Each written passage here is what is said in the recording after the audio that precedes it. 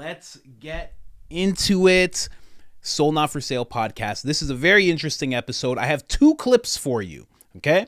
I got one clip of Mark Andreessen talking to Joe Rogan, and I got another clip of Eddie Bravo talking to Joe Rogan. And they're both bringing up the exact same thing. It's a book called Weird Scenes Inside the Canyon, okay? But what you're going to see is two very different reactions from Joe Rogan. I'm going to go into some theories of why I think he's acting so differently with these two people, especially because Eddie is his really close friend, a longtime friend, 20, 30 years, I think. So we're just going to get into that right away. And then I'm going to read you something out of this book called The Death List. Very interesting book. And thank you to whoever was in the comment section that told me to get it. I am going to be reading it right now. And of course, you guys know about the store. It's how I support my channel. It is IamCoachColin.com. You can get the Soul Not For Sale merch there. You can get anything that you see me wearing. So you see me wearing this Public Enemy #1 shirt, you can get it. The discount code is IamCoachColin. And that gets you 10% off, all capital letters, all one word, one L in the name Colin. Let's go. If you want it, that's what you get. I'll give you. Here's a crazy. There's the other book about Laurel Canyon that's even crazier than Chaos. It's the book called Weird Scenes in the Canyon. Okay, you would love this one. So Laurel Canyon was like the Haight-Ashbury of Los Angeles, right? So Laurel Canyon was like the music scene, the sort of music and drug and hippie scene of Laurel Canyon is actually where the hippie movement started. There was actually a specific group in Laurel Canyon in LA in about 1965. There was a guy named Vito Polikas, and he had a group called the Freaks, and they were like a non-violent version of the Manson cult, and it was all these young girls, and they basically would go to clubs, and they were the ones to do the beads and the hair and like all the leather and like all the hippie stuff. Like they got that rolling. And so like they were in Laurel Canyon, and then Laurel Canyon, it was like ground zero. There was like this moment where it's like Jim Morrison, The Doors, and Crosby, Stills and Nash, and Frank Zappa, and was it John Phillips, was the Mamas and the Papas, and the Byrds, and the Monkees, and like all of these like iconic bands of that time basically catalyzed over about a 2-year period in Laurel Canyon. The conspiracy theory in this book basically is that the whole thing was an op, and it was a military intelligence op, and the evidence for the theory is that there was an Air Force military propaganda production facility at the head of Laurel Canyon called Lookout Mountain, which today Jared Leto owns and actually lives in. So I was just going to say that. Yeah, but it was in that era in the 50s through the 70s, it was a vertically integrated military. Yes, it was a production facility for film and music. But by the way, have you met Jared Leto? I briefly, yeah. One of the most interesting guys I've ever talked to. Incredible, and it makes total sense. Totally normal, like really fun to talk to. Yeah. Not like what you would think of as a famous actor at all. Yeah. I had dinner with him and drinks. He's a fucking great guy. But he lives in a military... he showed me all the pictures. He showed me. I'm like, this is wild. Yeah, so... it's amazing. If you believe the moon landing was faked, this is where they faked it. Like, this is... I thought they were supposed to do it in the Nevada desert. No, these are the sound... because they had sound stages. They had totally contained sound stages. They had full sound production capability. And so the theory goes, basically... there were 3 parts to the conspiracy theory. So one is they had the production facility right there, right where all these musicians showed up. 2 is the musicians, like a very large percentage of these young musicians, were sons and daughters of senior U.S. military and intelligence officials. Including Jim Morrison, whose father was the head of naval operations for the Vietnam War at the time. And there were these other, I forget which ones, but there were these other musicians at the time where their parents were like senior in like military, like psychological operations. And like that's all real, like that's all documented. And then third is the head of the Rand Corporation, who was one of the inspirations for the Dr. Strangelove character in the movie. So he was the guy doing all the nuclear planning for nuclear war. He lived right in the heart of the hippies in Laurel Canyon. Whoa. In this famous house that's still there. And so the theory basically goes that the anti-war movement before the hippies was basically a square movement. It was all these basically young people, very clean cut. The men were all wearing, if you look at old like Vietnam War protests, like everybody's all like dressed up like they're going to a business meeting.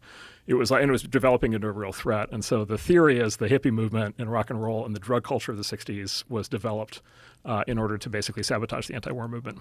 Wow. Right. Which basically is what happened, right? Because then what happened is the anti-war movement became associated with the hippies, and that caused Americans to decide what side they were on, and then that led to Nixon being elected twice. Which was also a part of chaos because that was the idea behind the Manson family and funneling acid to them. The facility was equipped with a soundstage, screening rooms, film storage vaults, and naturally a bomb shelter. During its 22 years of operation, Lookout Mountain Laboratory produced approximately 6,500 classified films for the Department of Defense and the Atomic Energy Commission, documenting nuclear test series such as Operation Greenhouse, Operation Teapot, and Operation Buster Jangle. So one of the conspiracy theories. Okay, here's another conspiracy theory. You've seen all the grainy footage of nuclear test blasts that with the mushroom clouds, and there are always these grainy things, and there's all these like little houses lined up and these little trees lined up, and it blows everything down. Well, there's always been a conspiracy theory that Okay, so that's the end of the clip. He goes into like another theory, but this is the Laurel Canyon. That's the Laurel Canyon part, right? So, very interesting. Now, this podcast didn't happen years ago. I'm not showing you something that happened 3 years ago. This happened maybe 2 months ago, I want to say. Maybe 3 months ago. Something like that. So, very different reaction. Again, let's just flip over here. And now we're going to go into it. Same topic. The only thing that's different is that it's Eddie Bravo bringing it up. That's it. Keep in mind, Joe Rogan acknowledged that he knew who Jim Morrison's dad was. He knew about Jared Leto owning the Lookout Mountain. He has been introduced to this topic already in the clip you're about to see. Let's go. You know that Led Zeppelin cover of the Zeppelin blimp crashing? Yeah. That was to just erase blimps from history. We don't want blimps. They're too dangerous. Led Zeppelin was on board with this? The CIA got a hold of Led Zeppelin? You don't think the CIA created the music business? Well, no. You guys don't know about this? Musicians. You don't know about this? Yeah, but I think musicians created the music. When you find out the CIA Jim Morrison they created the hippie movement. They created it. They created the record scene. The music industry. No, who was Jim Morrison's dad? Tell him. Joe knows this. Yeah, Jim Morrison's dad did what? He was like a CIA guy. Yeah, piece of he shit. orchestrated the Gulf of Tonkin false flag. Do you know that, B? Did you know it? You ever heard him sing But live? that's why he rebelled from No his wonder dad. I didn't like, dude. I never liked the Doors. I was like, when I growing up, I'm like, the Doors. What? This is the end. Is a good song. This is the end. But other than that, Break on through to the other side? Oh my God, I hate that shit. Put it on. Oh my God, dude. Put it on. You can on YouTube. Oh, I hated that shit. Can we play it on YouTube? No. We can't. Like, dude, I hated that shit. I love it. Oh, Jenny. Oh, no. Oh, my goodness. It's over, kid. Orly Alves done. As soon as he just Wow. Hey, fuck fighting Dagestanians out here. My screen's 10 seconds ahead of you guys. I'll stop. That flying knee was amazing. Savage. break on, do the other side. What was the other one? What was the other one? Riders on the storm. Oh my God, horrible. Great song. Wow, Eddie. Dude. Even though he's Jim CIA. Morrison he never wanted to be. baby. There was no aspirations to be a rock star, singer, or nothing. All of a sudden, he just became one. He's a There was no plant. He's a aspiration. plant, No one had Brad. any idea. Eddie, he was very talented. The Doors were talented. You need to look. There's a book called. You like books, right? There's a book called "Weird Scenes on Laurel Canyon." I have the book. I'll give it to you Monday. Dude, Weird scenes on Loyal Canyon. I'm gonna get it. I'm gonna get It's it a great Dave McGowan. Holy fuck! They orchestrated all that shit. And when you look at the other bands that were living in Laurel Canyon at the time, it's nuts. It was all CIA and Lookout Mountain Laboratories. That was a top secret Air Force intelligence. Dude, You know who owns that now? Jared Leto. Jared Leto. Yes, but the people who wonder why. wrote the songs were musicians. What do you mean? You wonder why? You think Jared Leto? I don't know, Jared. I don't know. Something's going on there, man. Listen, 30 Seconds to Mars. They got a good song. They got a song called Echelon. Is it That's Weird That's Scenes? a good song. Yeah. Hold on. But Is I it don't- Weird Scenes But Inside I don't the know. Canyon? The guy lives in Lookout Mountain Laboratory. Yeah, he bought it, Eddie. He He doesn't age either. When Eddie's getting into this, he starts doing this. Like you get the hands I'm up. on this wave with Eddie, though. Dude, that book's listen, good. Dude, I don't want to believe it. I don't want to believe that Jared Leto's not a fucking government agent. I'm not saying Jared he is, Leto's but he just lives an in actor. Lookout Yeah, he Mountain bought the Laboratory. house. He bought. I Why would would bought you it buy too, it? bro. It's dope. Yeah, it it's is a dope. giant former fucking government building. your that's success- in You know the what I will say? on a Ruth? giant piece of I will say property this. in the Hollywood Hills. It's sick. Jared Leto is the only dude in the history of the world to be a legit arena-filling rock star, songwriter, and an A-list actor. No other guy has done that. Won an ever. Oscar. No He's other, also unless like a very nice guy. I You know hung what I out mean? with him, went to dinner with him, me, him, Theo, and Oh, he's some my of the Spotify spirit people. animal. I love him. He's a great guy. the He's a really nice guy. The song Echelon back in the day. I love that song so much. I drove to Vegas for a specific reason. I don't want to talk about it, but I drove to Vegas. Suspect. Back in the day. No, back in the day, I drove to Vegas. Does it involve a bag of cash? It was a girl. Yeah. No, it was a girl. I was like, it was his gay face. back when I was Look single. at him. And I listened to Bungee jumping. I Oh my listened to God. Echelon on repeat for crazy. 5 hours, all the way to Vegas. Oh, he's one of my favorite people. I love that song.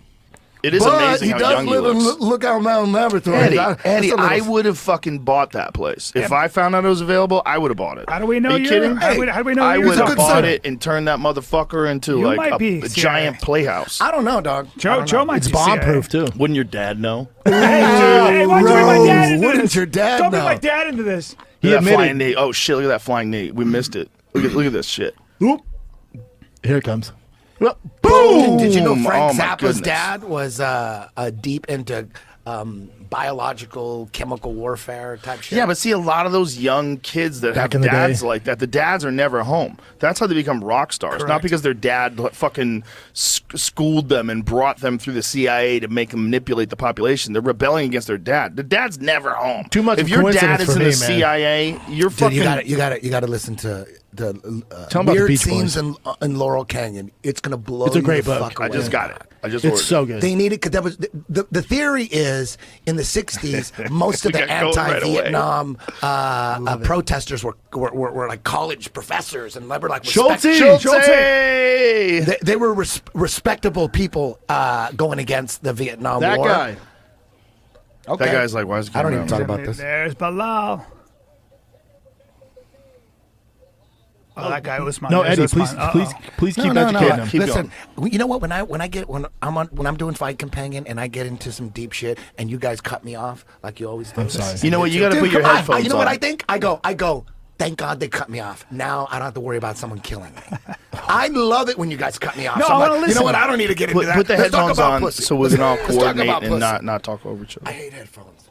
Yeah, I know, but it's like it's important for these. Uncle podcasts. Live. So, this is what I mean. Even Eddie's at the point now where he just called it out. This is the first time he's actually called it out. He's like, when you guys cut me off like you always do. It's very true. Every time Eddie goes into some stuff, he gets cut off. He gets everybody, well, Joe especially, gets this dismissive attitude of what Eddie has to say. I don't get it. When he was talking to Mark Andreessen, the tech billionaire guy, AI guy, he was all ears. He was like, "Oh, wow, oh." No interruptions. Didn't bring up that whole thing that he had in mind of like, well, rock stars, their dads are never home. And, because everybody knows that. When your dad's not home, you become a rock star. And I missed the boat somehow. My dad wasn't in my life and somehow I didn't become a rock star. I don't know what happened. I didn't know I had that birthright to me. My mom wasn't home either. Why aren't I a billionaire? I don't get it. I don't get it. I should be like an A-list actor or something by that logic. But I don't get it. I've seen it happen so many times to Eddie where he just gets cut off. Now, here's the thing that I think. I'm going to read you the death list in a second. But here's what I think when it comes to Eddie. Here's the thing. All right, listen. Mark Andreessen, tech billionaire, right? If there's any club to be signed up to, you know what I mean? The club. If there's any club to be in, the guy who's a tech billionaire who's at the forefront of AI and he's in rooms with governments and heads of industry, that guy's probably signed up, well protected. Eddie Bravo, on the other hand, maybe he's not. Maybe he never went through with it, and maybe Joe knows that in some way, shape, or fashion and ends up protecting Eddie. Eddie even kind of alluded to it, like, thank God you guys cut me off so I don't have to worry about anybody coming after me. It's kind of true. Maybe Joe knows that. Maybe Joe's like, listen, you're not signed up. You don't get to talk about this stuff. You can't be speaking about all this stuff, and you especially can't do it on my show. So he cuts him off. That's the only thing I can think of, because with this, he already, like, he's got the book just now in that clip, but he already knew about this book. He already knew about the whole thing. He had someone break it down for him just a couple of months ago. He didn't forget. So why all of a sudden when Eddie brings it up is there all of this pushback? But there was no pushback when he heard it before. It's very interesting. believe you me, if I'm ever on the show, I'm bringing that up. I hope I get to be on the show with Eddie Bravo. Tag team. That'd be great. Oh, man. But there's something called the death list in this book. Haven't actually read the book yet, but this is chapter 3. It just starts out with, it's a quote. It says, I mean, fuck, he auditioned for Neil Young, for fuck's sakes. And that's Graham Nash explaining to the author, Michael Walker, how close Charles Manson was to the Laurel Canyon scene. So Charles Manson actually auditioned for Neil Young. Very interesting. This book is I'm reading Animal Farm right now. I'm going to get through that quick. I was going to go to 1984, but I think I'm just going to jump over here. So when it comes to the death list, during the 10-year period around which Lenny Bruce, Raymond Navarro, Sal Mino, Diane Linkletter, Ingra Stevens, Shannon Tate, Jay Sebring, Votek Fryovsky, Abigail Folger all turned up dead. Numerous other people connected to Laurel Canyon did as well, often under very questionable circumstances. The list includes, but is certainly not limited to, the following names. I'm just going to go through the names. There's big explanations to each case. I'm telling you, get the book if you haven't heard of this before. Weird Scenes Inside the Canyon. So, Marina Elizabeth Hab, Christine Hinton, head-on collision, Jane Doe, so they don't know about who this person was, Alan Blind Owl Wilson, singer, songwriter, and guitarist, Jimi Hendrix. Of course, everybody knows who Jimi Hendrix is, right? Jim Morrison, right? Everybody knows him. Brandon DeWild, Christine Furka, Danny Whitten, Bruce Berry, Clarence White, guitarist, who played with the Byrds, Graham Parsons. Now, Parsons is a name I actually know. I don't know if this guy's connected to Jack Parsons at all. But again, I'm going to have to read the book and go deeper. Formerly with the International Submarine Band, the Byrds, and the Flying Burrito Brothers. Alleged overdose. Mama Cass Elliott, the Earth Mother of Laurel Canyon, whose circle of friends included musicians, Mansonites, young Hollywood stars, and the wealthy son of the State Department official, singer-songwriters, assorted dealers, and other unsavory characters. The LAPD once described as some kind of hit squad. Amy Grossage, that was Graham Nash's girlfriend. Tim Buckley, singer-songwriter, signed to Frank Zappa's label, managed by Herb Cohen. Wow. Felice Major Brown, Bobby Fuller, singer-songwriter for the Fuller Four, the Bobby Fuller Four. Gary Hinman, musician, music teacher, part-time chemist. Janis Joplin, everybody knows her, extraordinary vocalist. Dwayne Allman and Barry Oakley, lead guitarist and bass player for the Allman Brothers. Oh, geez, I don't remember there being this many pages. Tommy Bolin, Phil King, Rory Storm, Graham Bond. Now, let me see Graham Bond. Graham Bond is the most interesting one, right? Graham Bond, who was widely considered to be the founding father of the 1960s R&B boom.